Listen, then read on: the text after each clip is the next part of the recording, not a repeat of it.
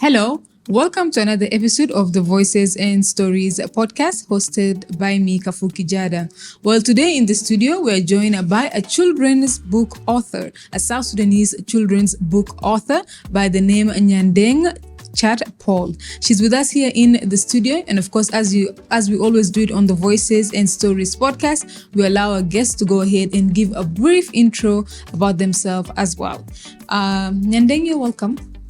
Thank you. It's a pleasure to have you here. Thank you so much. Yes, we've been having this conversation off the records. Time. Yes, so now it's time to bring it on the podcast and just have this discussion. You're welcome to the Voices and Stories podcast. Of course, I did an introduction. I know that you are an author, a children's book author, which is the primary reason why we have you on the Voices and Stories podcast, because on this podcast, we like to talk about books, we like to talk about writings, we like to encourage the spirit of reading and just reading culture in South Sudan generally.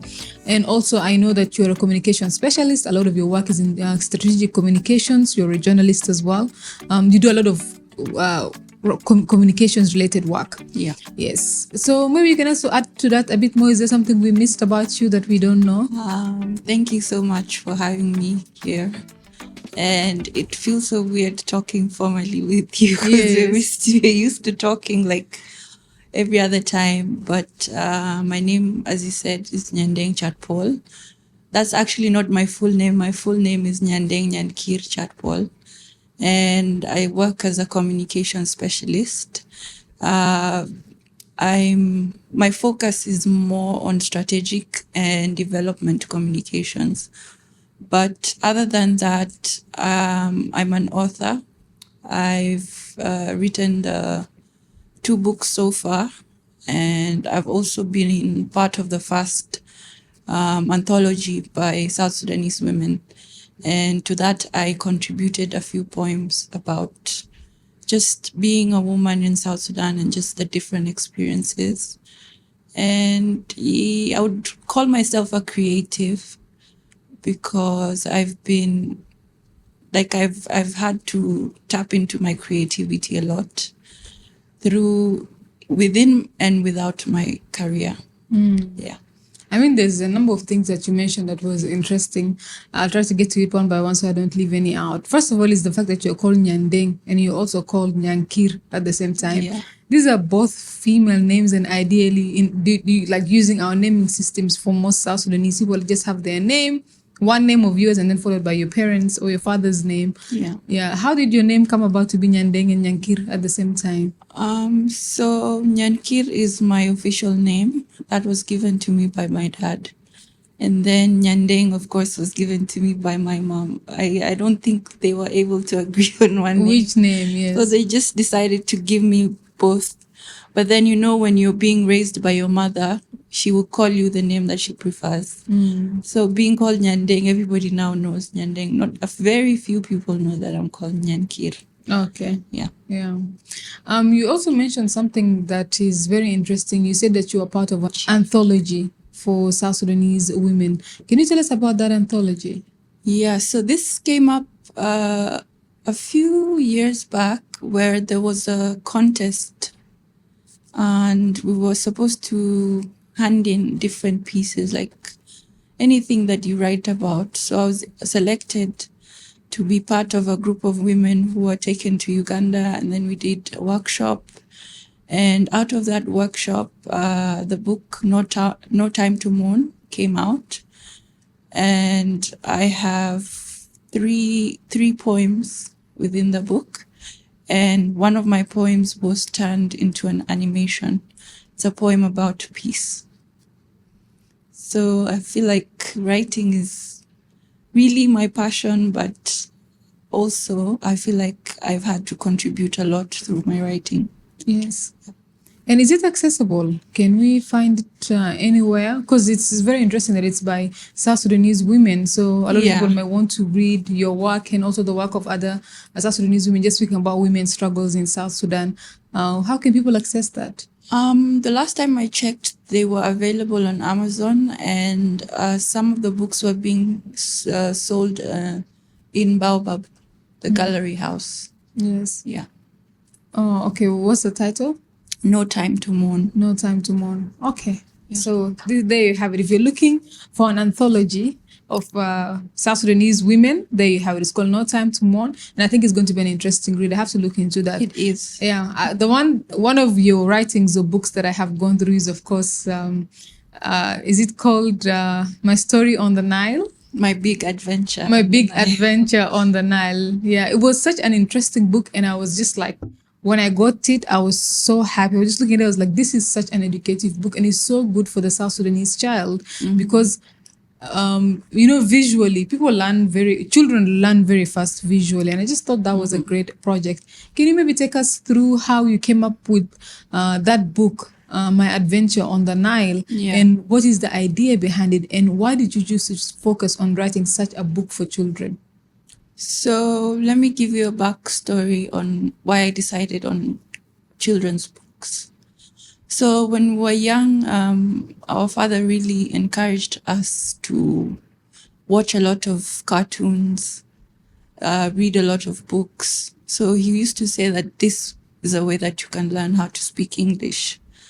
So growing up and then now coming back to South Sudan and working, I realized that children really miss the creative part of their childhood.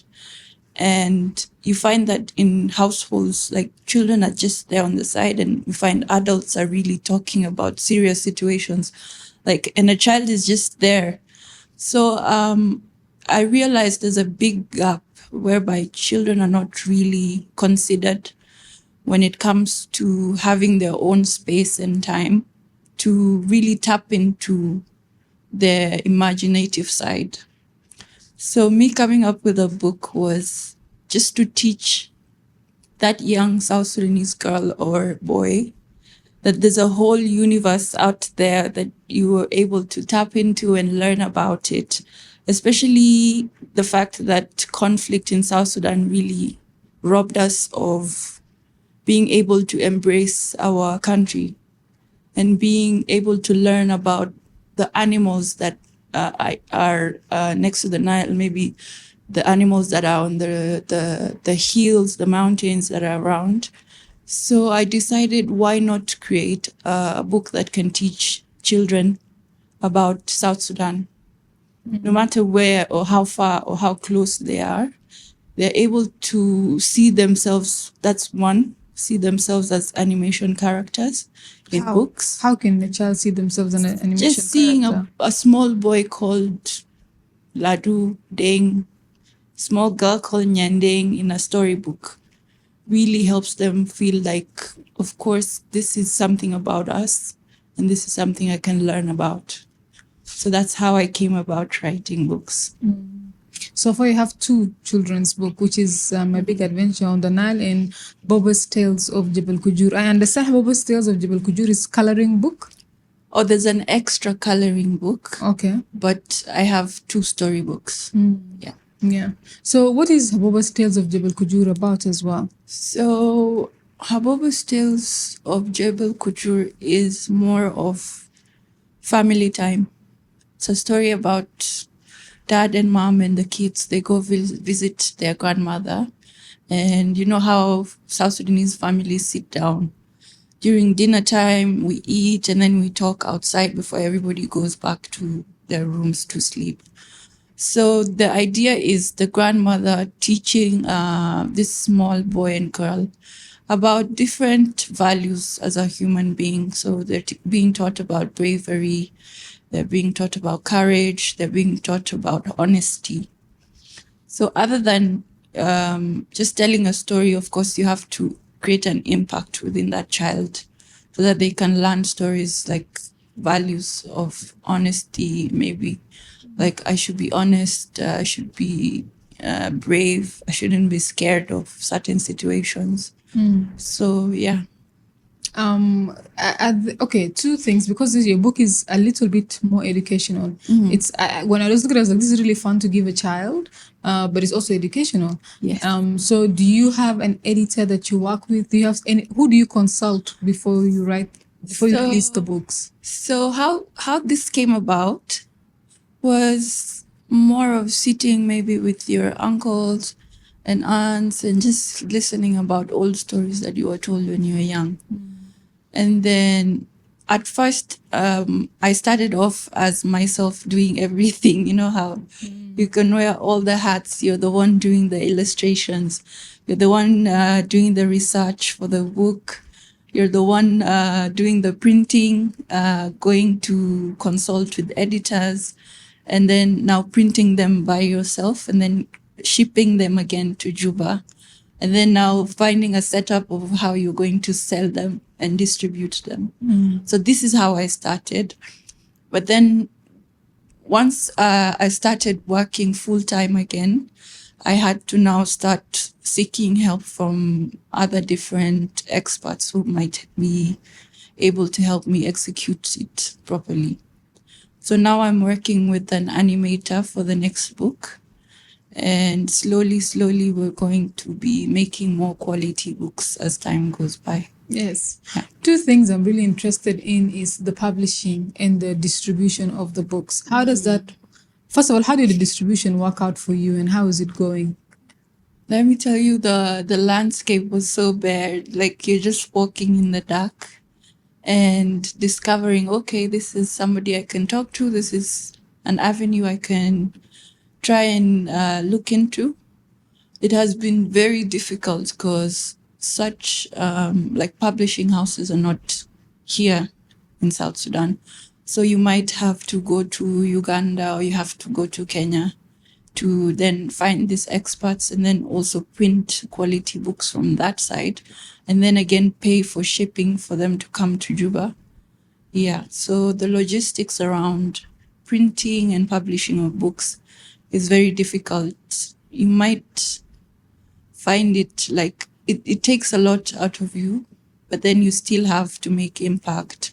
That's why it's hard for me to give up on this. Yes. Is there, like, now as an author in South Sudan, is there any lessons that are major you have learned? Because you've now written 2 books and you're working on your 3rd one. You've also written before you were part of the anthology of No Time to Mourn. You're part of all this. So is there any, because usually there's things you learn. I mean, you're a communication specialist. Yeah. But then as you write more, I think there's a way you're learning so much more yourself. Yeah. I mean, what I've learned so far is it's best to work with people. You can't do this thing by yourself. Wearing all the hats. You cannot. You're the You'll go illustrator, crazy. the one who's writing, the one who's coming up with the ideas. Yeah. It's very difficult. It's exhausting. Yeah. But then again, just as a reward, having a child coming like up to you, because most of my books are like sequels. They give you a preview of what is coming next. So a child coming to you and telling you, when are you releasing the next book? Or I've had young girls thinking I'm the same age as them, telling me that they might want to work with me at some point is really what keeps me going. And I've really learned to delegate work to different people. Yes. And sometimes you might not start from a place of perfection, but slowly you gain knowledge and you gain new ways of doing things. And I can attest that the next book that is coming out will be of good quality. Yes. Yeah. Because you've learned a lot along the way from the first and second releases that you have. We had an author here, one of South Sudan's he's been writing for long. Yeah. He's called Victor Lugala, and he was talking about how, you know Victor Lugala? Yeah, we worked together at some point. Yes, he was talking about how he really thinks that reading culture needs to catch children young, because it's so hard to start teaching older people to start reading. So you have to teach them young. And I really thought by you being a children's book author is really an amazing thing, because it teaches children that reading culture. Yeah. Eventually they transition into reading more books. It becomes like a culture from someone is young. So which brings me to my other question: who are the consumers of your book? Like when you started distributing them, I know it's children, but is it like parents? Was it like a particular group of people? Was it like church, schools? people just meeting you randomly? Who are like the biggest people that were so enthusiastic about this book? Starting off, it was parents buying books for their children. And then I also had friends who were very supportive. They would buy up to 10 books and ship them all the way to UK, to Nigeria, to Kenya, to different schools. So I feel like it started off as parents and then supportive people coming in to try and help you get the book out. My book has gone all the way to Colombia and Guatemala. So it's more of people who see the vision within you and then now try to spread it out as much as they can. Yes. Yeah. That's really amazing. I know because we've had this conversation before with you off records. Yeah. And we've talked about how you came to this point of writing. I understand you've always wanted to be a writer and an author of children's book because you love children, you love working with children. But now after you became an author, instead of focusing on writing, after you had an incident, you lost your job. Could you talk to us about that time in your life? I know it was a very difficult time for you. So, okay, with USAID packing up and leaving, there's a lot of South Sudanese people who lost their jobs, and I was one of them. But in the start, it was a bit of confusion because it's like, have we lost our job? Are we going back? And then eventually it was like, okay, we're not going back. It was a bit scary because then you're like, okay, what do I do next? And then another part, you're so relieved. You're like, I don't have to send reports anymore. I don't have to deal with bosses anymore. But time was moving, and other than my side hustles, my main job is gone. And the salary that is coming every end of month is not there anymore. So you tend to sit down with yourself and ask yourself, so what next? I have bills to pay, I have car to fuel, I have other things to pay for. So what next? And that is how one time I was in my sister's office. I just jokingly told her this week, I'm working on a children's book, and they were just laughing. And then the next thing, I've gone to Nairobi, I've printed the books, I've done the photo shoot. And it just came out of like being in a place where you have to make it work because now you don't have a job and you have to find a new way to live. Other than that, losing your job is very stressful, especially in South Sudan. So either way, you have to find a way to make money at the end of the day. Yeah. What would you tell to other people that have lost their job or have lost their livelihood and they are not able to recover from that? We have many people who usually, when they lose their job, they lose their means of living, they fail to recover. Some of them will fall into depression and that becomes it for them. Yeah.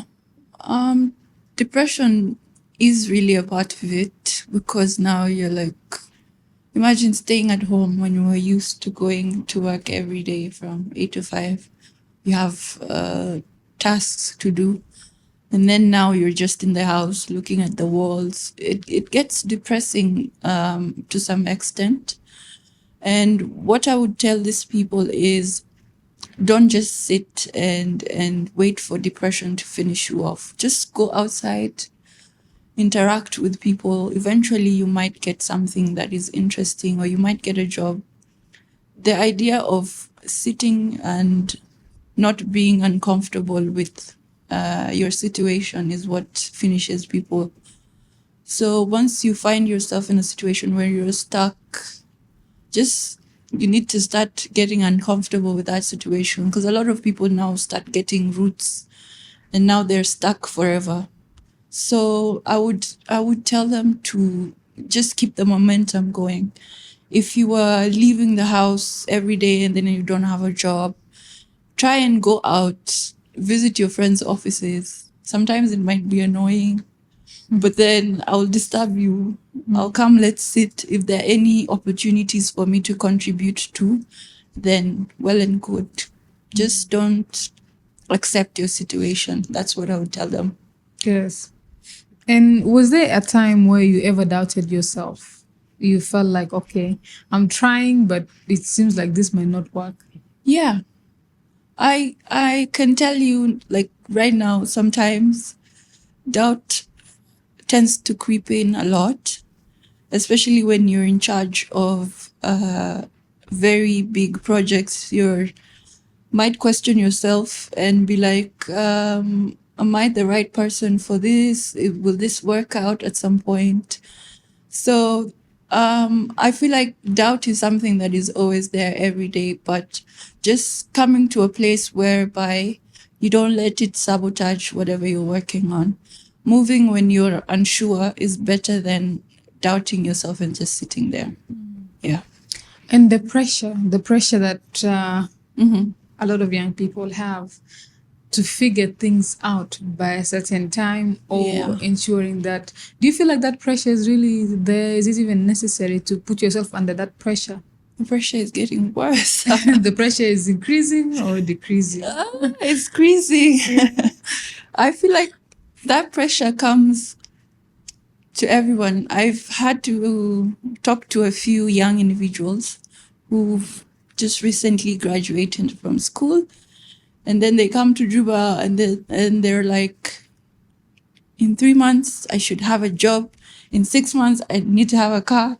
And then we're like, you need to slow down. This is not how things work on the ground. Yeah, reality is very difficult. Yeah, the reality is so different. So I think the pressure is there to figure things out, especially people who are not self-aware tend to be moved more by peer pressure. I might see you driving a car today. Next day, I'm doing things that might interfere with my integrity in order to match your standards. I would tell them to really take it a day at a time and work towards their goals. I mean, everybody, I'm sure, has goals that they're working towards. And just taking, like, once you have a vision, and I glanced at yours one time, I've lost direction. So I would suggest and really emphasize on the young people to take it a day at a time and slowly work their way towards the top. Yes. You've mentioned something that really caught my attention, because we also have a lot of young women in South Sudan, young girls, especially graduates, coming to look for jobs. And this has happened multiple times. You even see it in reports where you see people where a woman has to compromise on her integrity just to be able to get a job or just to be able to be out there. These are some of the challenges that face women, especially women who are in the career path or looking for jobs and things like that. What would you say about that? Or how best would you want young girls to handle such situations? I mean, I feel like these situations exist. I'm sure everybody has a story to tell. But I think as a woman, you have to be smart about how you navigate life. And I know sometimes you might get into situations that are compromising and everything. But once you lose sight of what you're really there for, is now when you accept certain situations. So it's just to be strong-minded, and if this opportunity requires me to do this, then maybe I should not really follow it, because at the end of the day, there's so many opportunities available for girls. Don't feel like you're tied to this opportunity, but then it comes with strings. There's so many things you can do out there. And yeah, I don't think it should be that hard. Yes. Just don't lose sight of why you're there and what you're here to do. Yeah. I think a lot of girls in South Sudan have a story to tell about that. And I hear it a lot from women and girls, and how difficult it is. And especially when you're young and naive and just starting, that is when it... you can... How important is mentorship in instances like this? I mean, having a mentor is really important, let me tell you. Because especially, let's say I'm in the communications field, I would suggest for somebody to find a mentor in the field that they're interested in. Other than that, you might find a mentor who maybe is life that you might want to emulate. But sometimes we need to understand that all that glitters is not gold. Just if somebody is maybe somebody you can go to and ask for advice and speak to, it doesn't really hurt to have a mentor, because it's really important for especially women in the career space to have people they can talk to at the end of the day on how to navigate certain life situations. Yeah. If someone walks away from your story, what's the one thing you'd want them to remember? In my story, for what I would tell somebody to really focus on is life gives you a lot of challenges, and it's all about your attitude and how you're going to deal with them. Don't be afraid to have fun when you're still looking to satisfy your goals. Today, you might get a job that is maybe paying less, but you're learning a lot. And just, I don't know, I'd like to see life as a video game. You know how you have side missions that you have to really hit. And I would tell a young person to really put themselves out there. Don't be scared to do different occupations. Maybe that's where your passion really is. And yeah, like, don't take life as like a mathematics textbook. Have fun and enjoy yourself as you're navigating day-to-day challenges. Just looking or hearing everything you have said, I want to ask you about your source of inspiration as a creative, because I think that is very important. But we'll get to that after the break. Let's go for a very short break and we shall be back. This is the Voices and Stories podcast hosted by me, Kafuki Jada.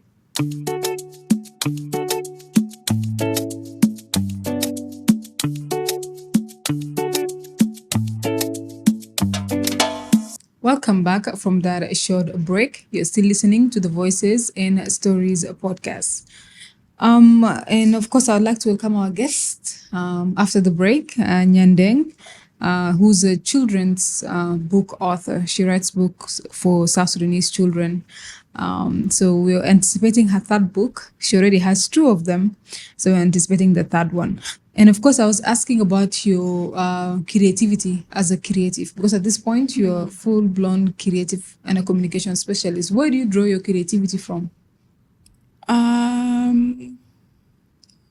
Drawing my creativity. Your inspiration, where did it come It really comes from reading books a lot, watching TV, listening to radio, just being in tune with any communication materials that are out there. I can tell you for a fact, working as a communication specialist in South Sudan, there's this, we're still stuck in the ages, the past ages on how to communicate. You find a logo looks like it was made in 1960 and is still being used now. So I feel like trying to modernize whatever is there in South Sudan and giving people different voices. And I think it's more of trying to create an impact, because the way you communicate is the way people perceive you. And one of my goals is to position South Sudan as a really great country. I feel like our communication skills might be lacking to some extent. Yeah. And how can that be improved? When we say how to communicate specifically, how can that be improved? I can give an example. For example, in our national parks, now is when the world is really realizing that we have a really amazing wildlife. Previously, South Sudan is seen like a war-torn country, and just the way we communicate about our country is very important, because now we're shifting the narrative of South Sudan. And I feel like part of that really drives my creativity. And when we want to communicate things about South Sudan, how can we best do that? I mean, in today's era, we do see wildlife taking shape and it's really being pushed forward. What more can we push out there about South Sudan, and how do we occupy these spaces so that, because we want to communicate that South Sudan is more than just a war-torn country. So how we communicate to the outside world, or to us, even South Sudanese within South Sudan, that South Sudan is beyond just a war-torn country. We have a lot, from wildlife, resources, the people, the Basketball, land, basketball, the sports, culture. the culture. Yeah. How do we communicate these things really for you as a communication specialist? How do you put those things forward? I feel like we have so many things that we can really show the world about South Sudan. As we mentioned, we have the wrestling.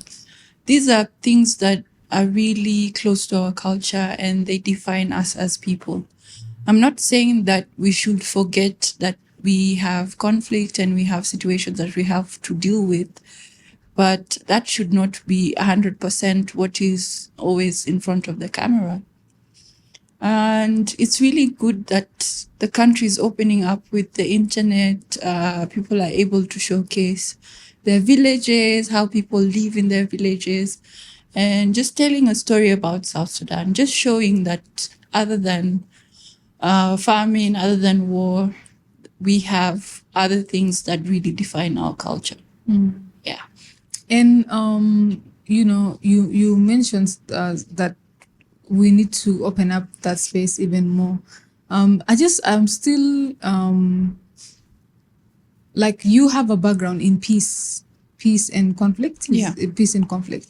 So what is your take on that? Like, how do you relate peace and conflict with the situation in South Sudan right now?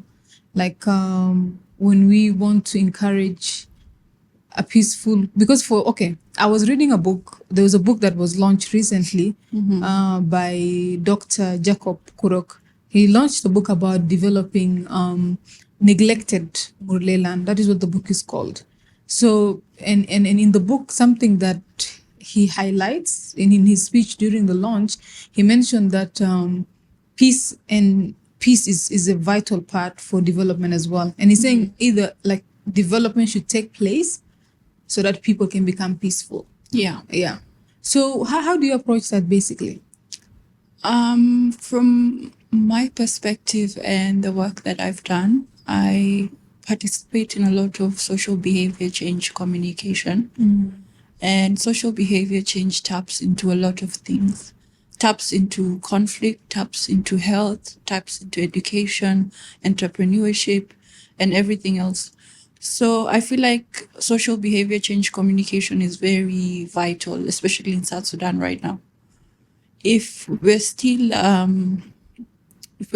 have projects on telling people not to defecate openly, or telling people to sleep in mosquito nets, or telling them they need to take their children to school, it means that there's still a lot of work that needs to be done, especially in social behavior change, because this is tied a lot to development and also having a peaceful country.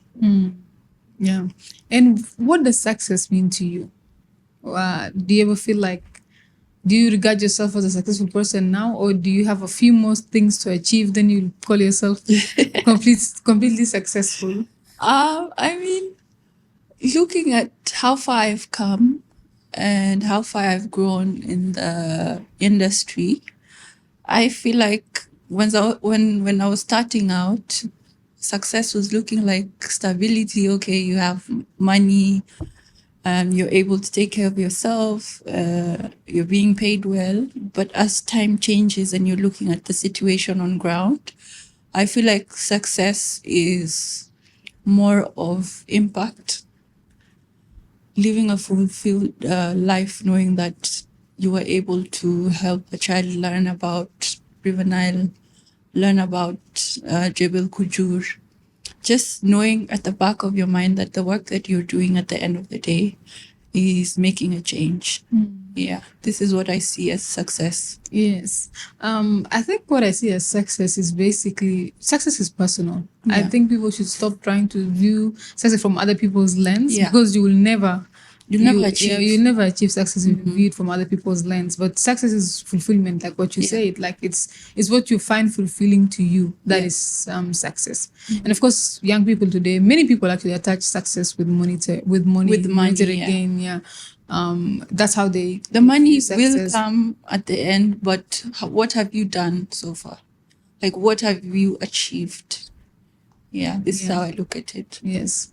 Can you talk to us about the other ventures that you tried after you lost your job? Because I know you have tried. You tried every business. I did everything under the sun. Yeah. I realized one thing that I realized as a young South Sudanese is you can make money anyhow. Money will come. You can make money. I did grilling of choma. I have a restaurant, by the way, and I feel like when I didn't have a job, I was so hungry. I was getting all the opportunities, and then now all of them came to me at once. You have like 5 consultancies that you're doing on the side other than your job. So it became up to a point where I have to take a break. It gets hard managing different businesses and then working as a consultant and then also having your day-to-day job. It's a big task, but then you look back to the point where you didn't have a job and you're like, that's not a place I don't want to go back to. I don't want to be jobless again. So if the opportunities come, I take them all. Yeah. Like you have to be hungry enough. Yeah, to do all that. Yeah. But how do you balance? Because balancing, It's crazy. balancing what you like to do, your job, and having a business on the side, it becomes like too much at the same time. How is that balance? For some of the businesses, I have staff who take care of the businesses. You just have to go and check in once in a while. But for consultancies, I feel like you'll find yourself working overtime. Like, and then you have to section yourself. Like this hour I'm dealing with this job, this hour I need to turn and work on this one. It means that this weekend I'm not going out to see friends. I have to go and sit down somewhere and finish the work. It really has a lot of organization and discipline. Yeah. So you don't find yourself overextending sometimes? Like you say, I'm doing this for this time and then it ends up taking longer than expected. I feel like it's something I bargained for. So if you ask for a bigger plate, then you need to have a bigger appetite for it. Yeah. Yeah. And how is the restaurant business going? I mean, is it an easy business to run? It's not easy. Yeah. Yeah, it came out of a place where, okay, I don't have anything to do. Okay, and there's somebody who knows how to cook and we have the funds for it. So then why don't we open up a restaurant? And that's how I have a restaurant. Yeah, and it's like a team of young cooks, young cashiers. So what I'd like to do is give more opportunities to the younger generation. I'm also young because if somebody was able to give me an opportunity, is because they saw something in me and it's something they would have wanted to nurture. Then why not give the same opportunities to other people who are behind me? Yeah. Okay. All right. This has been a very interesting conversation, and I still want to find out more from you because I think it's very interesting how you're venturing into multiple things. Yeah. Would we call you as a modern South Sudanese woman? Would that Just be a girl? You're just a girl. Well, we can describe her as a modern South Sudanese woman. Yeah. Because earlier you mentioned that education was a very important part of you growing up, and you also mentioned about when you were growing up, you didn't just grow up here in South Sudan. You grew up outside of South Sudan. Yeah. How was that experience now in coming back to South Sudan, and what were the timelines? So I was born in Kenya, and I come from a family of 7 girls. And every one of us has a bachelor's degree. Seven of you. Girls. Okay. So imagine that in a South Sudanese household. It means that we had a father who was really adamant in ensuring that he raised very strong-minded women. So now he's like, one thing he was really very serious on is, before you bring a man to my house as your husband, you have to show me your bachelor's degree certificate. And then, you know how time goes, and then you're like, I don't even have that man to bring home. Let me continue with my studies. Yeah. Let me continue and do my master's degree. And then, okay, life becomes different. You start working, you have a whole career. And I feel like you don't really have a choice to be strong-minded. Like, especially living in South Sudan, you have to really be very strong because there's a lot of challenges as a woman. And it's not really easy to be juggling a lot because, you know, sometimes the community, the culture is speaking something different from what you're doing. But at the end of the day, it's my life and I don't really care. Like, let me enjoy my life. I'm working. Yes. And I have goals to achieve. I don't know. I don't know how to say it. Because first I'm interested in the fact that you're 7 girls and each one of you was educated. Of course, times have changed now. With a lot of effort now, a lot of South Sudanese families no longer want to hold girls back. In some places in the country, still they can want to hold girls back. But we're seeing improvements. Was that difficult for your family at any given point that you're all girls and you all went to school? Did you face any societal Of course, pushbacks? I feel like the person who felt the most brunt in this situation was our mom. Because why are you not giving birth to a boy at this point? What's happening? The situation changes, of course, over time, but I would really applaud my dad because even as much as he's educating his daughters, he doesn't leave his wife behind. His wife has to also catch up with being a modern woman. I'm not saying being a traditional woman is bad, but sometimes life situations might come up and the woman has to step up in the household. We have a lot of female-headed households, but then you find the way they struggle because life can be very difficult for women, especially in South Sudan. So I think for him to raise women who are able to navigate different sectors, I have sisters who are also communication specialists, as I am. I have others in the banking sector, others in the NGO sector. It really is fulfilling to have also other women who support you as we're working together as sisters. Yeah. And did you find any cultural shocks when you? I mean, you've said now in South Sudan for long. But were there any culture and reverse cultural shocks that you have seen? I mean, of course they're there. Sometimes you're just left with your mouth open, like, did this man just tell me that? Yes. Or did I just hear him say that about women? You just learn to fight the right battles at the end of the day. Yes. And be like, okay, this is how this person thinks. Because if you fight everyone for their mindset or a culture that is backdated, you'll end up having many scars. So you just have to leave people in whatever delusions they accept to be in if they're not able to see the different perspective of side of things. Yes. Yeah. All right. As we're approaching towards the end of the podcast, I want to first, since you're a communication specialist, I want to find out from you as a communication specialist, what are some of the tips you would give people to being a great communicator?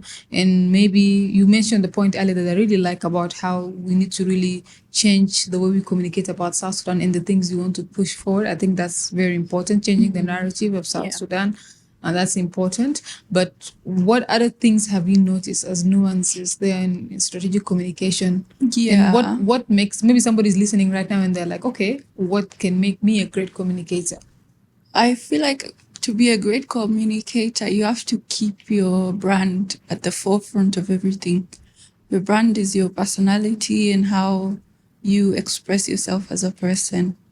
Right now, looking at the social media pages, sometimes I feel like, how do we cleanse social media? Because everybody is coming to Facebook, they're like, I want to address this beef with Kafuki. Kafuki, what did you do to me last week? It's on site next It's very time. common. It's very common on TikTok. I see a lot of TikTok communities. I was so tired of that content. I was just like, this cannot How do be I a way. cleanse my social media so that I don't interact with these things? So it's really embarrassing to find a woman taking a time out of their day to bring another woman down on social media. So these are the type of people I would tell to really put your personal brand as like a shiny, golden, maybe memento that you don't want anybody to touch. And using social media to do harmful things will come back to you years later. Sometimes I might be chilling with friends outside and I'm like, hey, don't take that picture. I'm gonna run for office someday. Yeah, someday the future is bright. You have to protect, you have to protect your personal brand, and the way you communicate it, you have to communicate it from a point of you're a respectable person, and whatever you're putting out there has to reflect you. Yeah. A lot of women actually like to come online. We've seen these trends happen a lot on social media to address beef, or people like to beef. It happens with men as well. But since we're women, we're concerned about women issues. I see it a lot. Ladies coming up saying this and that. And it's just like, why is social media a bad place to address your communication specialist? I'll keep saying that over and over again. Why is social media such a bad place to bring your issues? For example, if me and you have a problem here in Juba, then I decide to pick up my phone and then I go online and I want to address the problem on social media. Why is that such a wrong move? It's because social media keeps track of everything. Like, I might insult you today, and in a few years I'm a changed person, but this is going to be used against you always. So I feel like social media should be more of documenting life as it is. But then also the negative side might come up, but it's you to be respectable enough to deal with it in a good way. I'll be like, Kafuki, it's on site when I see you. So you've made the threat on social media. Now I have to be ready all the time. Yeah. And also from the legal side, you know how with these things of threatening people online can get you into trouble. So people need to also think about that. I mean, I think there's a long way for us to go. And recently also, I think in February, around 18th, the bill for cybercrimes and computer misuse was passed. And I thought that was a great step or a ground so that people can know how to navigate and move forward. Social media can be used for so many things, but it's very unfortunate that we're using social media for negative things, you know? Like, it's so petty to be online. I think the work that we have cut out for us is now changing that narrative, is now coming in and creating a narrative that is pro-South Sudan, pro-culture, showing the good side of South Sudan, the hills, the food, the sports, the celebrations. I mean, for us now to bring that into the forefront, the rest they can argue at the back when nobody will hear whatever they're saying. Yeah. So if we find content that is positive or content that is uplifting, something that is uplifting South Sudan, how can we interact with that to bring that forth? Because that content is there, it's out there, but the one that is popular is the one people are having beef and back and forth making threats. These are the ones that really what I try to do most of the time is you just repost it for other people to see if it's good content. Yeah. I myself, I like taking videos and pictures and doing TikToks, and it's mostly just showing the culture of South Sudan and the different lifestyle that somebody can have in South Sudan. We've had situations of people coming in, being scared, and then they come and find a different narrative on this other side. So it's more of showing the world that this is a safe space where you can interact with beautiful people, see cultures, and see a different side of the country. Yes. So, as we're reaching towards the end of the podcast, I wanted to ask you about your message. What do you want people to know as we finalize this podcast? What is one thing you want people to walk away from as a communication specialist, as a children's book author? Now you own multiple businesses. You're just trying, like hustling. You're hustling like what most young South Sudanese people are doing now. Literally, your foot is all over the place. You're here, you're there. Yeah. You're just trying to make your ends meet at this point. It's not even about sometimes what you're passionate about. It's just like what priority comes first. So what is the takeaways that you want people to have from this podcast? One of the takeaways I would like people to leave with is, in everything that you do, you have to be strategic about it with your communication, how you present yourself to others, because in some situations, I might lose a job opportunity because of how I spoke to somebody. So seeing yourself as a very important brand and ensuring that people of quality really interact with this brand and they take it seriously. Be strategic with how you place yourself in this industry, the job market, especially in South Sudan. Don't be scared to network with people. But also, as you're networking, you need to improve on your communication skills. And I think one lesson I really learned when I started out is I was very scared to speak up in situations and sell myself as a communication specialist. But as time goes by, I will talk your ears off and I will tell you everything and I will speak up, because I've had opportunities where there's nobody else to present this work and you're presenting it to important people who have to make decisions after. So you have to pull up your pants, sit and stop shaking and speak out. So don't be scared to speak about your passion, because you might not know who's listening. Maybe they're connected to the same idea that you have. And also always just have fun. I like take it easy. As much as the work is serious, of course, there's times where you need to be serious and everything. But don't lose yourself in the seriousness. Yeah. Have fun at the end of the day. Yes. Yeah. I think it's something a lot of young people need now because of how serious life has become. Mm-hmm. It's affecting people heavily. Thank you so much. This conversation could really go on and on and on. I was just thinking about something else now when you're talking. And that is like, let's say, what is the first thing that tells somebody is a great communicator? Like, I just met you for the first time and I want to talk to you, maybe just let you know of maybe what I do, like services I can offer. What makes a great communicator? I think what makes a great communicator is how they perceive information that you give them. For example, I'll come and ask you, Kafuki, how was your day? What did you do today? Please tell me about this and this. And then the way you really absorb the questions and how you give me feedback, what tells me that you're a good communicator. So a good communicator is a good listener. Is a good listener. So somebody who knows how to communicate is also somebody who knows how to listen. Yes. Yeah. All right. This is a very interesting conversation. Thank you so much, Nyandeng, for your time.